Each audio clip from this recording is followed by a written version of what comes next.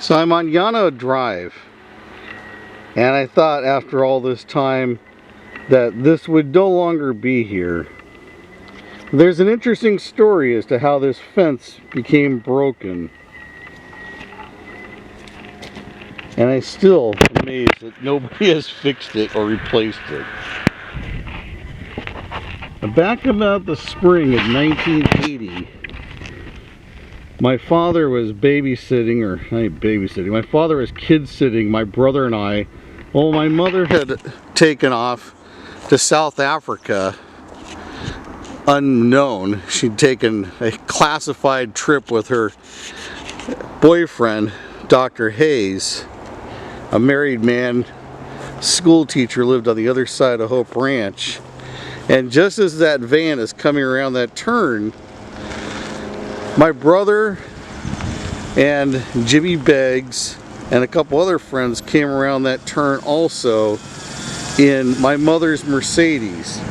She had this hunter green, older Mercedes, and the night was super foggy. So they came racing down Estrella and then turned here on Yano Drive. Of course, drunk and drugged out.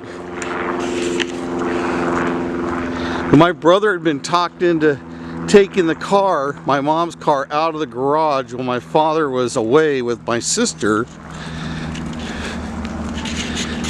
So they came peeling down around that turn right here,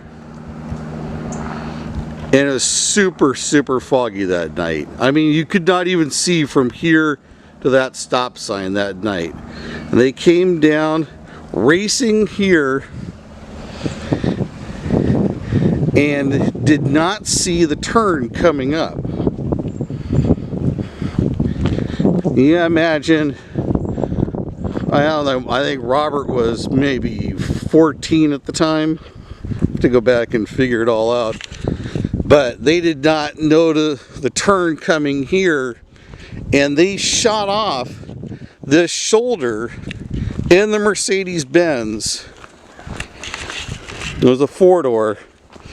They shot off straight into off this hillside, and they had enough speed where the chassis of the car clipped the fence. So they're still in the air. I mean, they were going so fast, they didn't go down the slope, they went through the air here and landed upside down in an avocado tree that was on the other side of that fence. There was an avocado grove here at the time, and then they abandoned the car and took off, and then later claimed somebody must have stolen it out of the garage.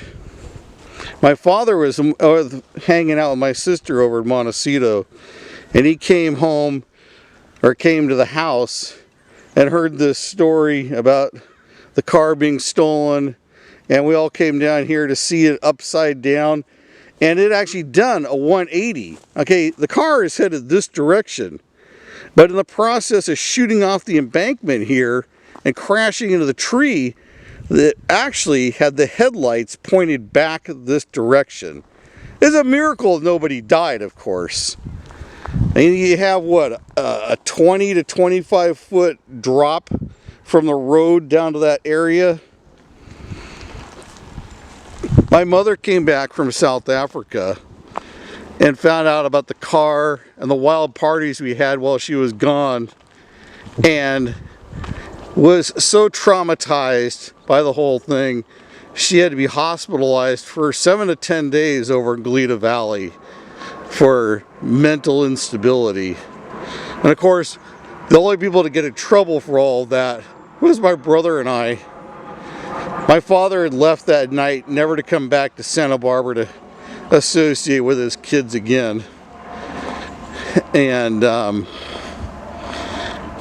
Mimi's friends condemned Robert and I. But who created the problem? Leaving your crazy teenage kids with your ex-husband long time divorced. I mean, they got divorced in like 1969.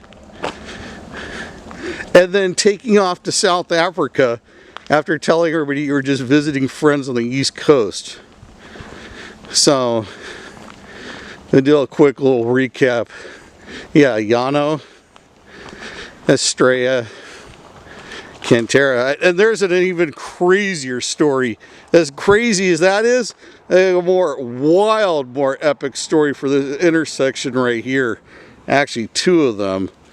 But yeah, so you can see we lived, there's a person in a bicycle, white shirt, coming down. So about there is where the driveway is, racing all the way down there, hitting this turn, and then the ensuing wipeout.